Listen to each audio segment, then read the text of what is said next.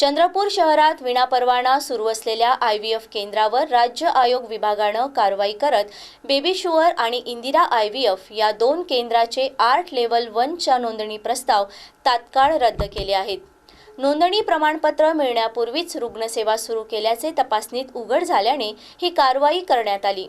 प्रजनन तंत्रज्ञान सहाय्यक कायदा 2021 अंतर्गत या दोन्ही केंद्रांनी नागपूर येथील आरोग्य सेवा उपसंचालक कार्यालयाकडे नोंदणी प्रस्ताव सादर केले होते।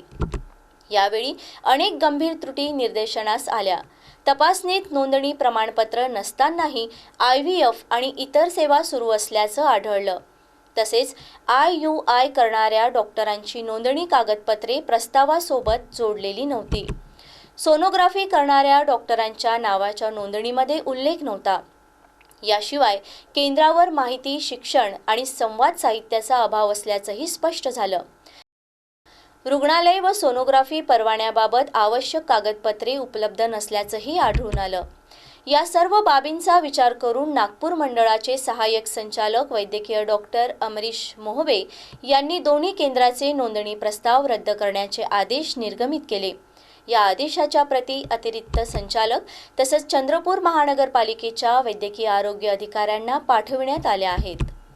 दरम्यान या कारवाईमुळे जिल्ह्यात नियमबाह्य पद्धतीने सुरू असलेल्या आरोग्य संस्थांमध्ये खळबळ उडाली असून महानगरपालिकेकडून सुद्धा आता या प्रकाराची गंभीर दखल घेण्यात आली आहे।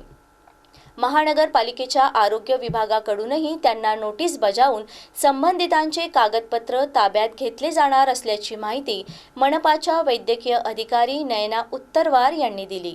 आपण चौकशी केलेली आहे आणि त्या अंतर्गत आपण काही रेकॉर्ड पण दस्तावेज जप्त केलेले आहे। त्याबाबत आपण त्यांना आज नोटीस इश्यू करणार आहोत आणि त्यांच्याकडनं खुलासा मागवणार आहोत। आपल्याला इंदिरा IVF सेंटर आणि बेबी शुअर IVF सेंटरची तक्रार प्राप्त झाली होती।